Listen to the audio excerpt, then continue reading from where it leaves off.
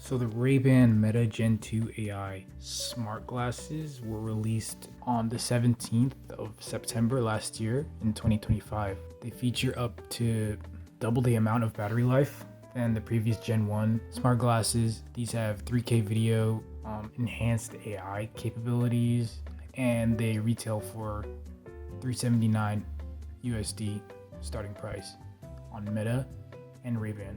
So as you can see here, I just opened the box. There's the box, an envelope, and the certificate of authenticity. So can't wait. So the Ray-Ban Meta AI Wayfarers, they have like cool controls through voice command and manual controls. So on the inside, they have this like manual power off switch. You have a solid way of turning it off.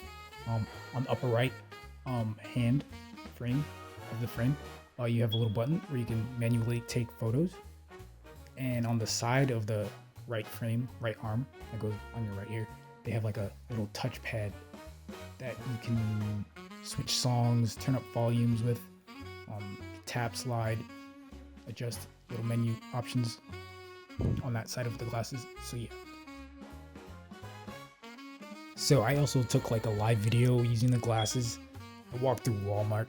It's pretty good. I look back on it using the 3K cameras. Came out pretty clear, very fluid, very nice, almost like an action camera.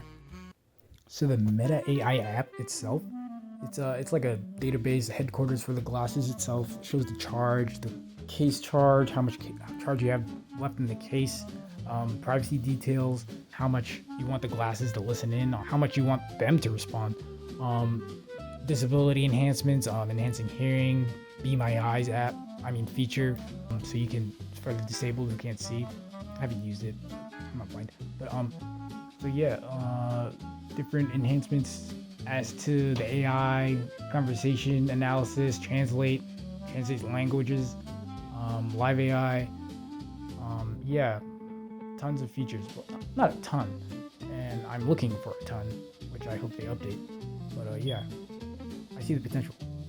So some like issues, maybe like updates they can have, is they should be able to connect to other apps like maps, so you can hear driving directions when you're driving, which it doesn't know how to pick up on right now. It's kind of annoying, but I know they can do it. These glasses, they're in competition with like Even Realities and Holidays.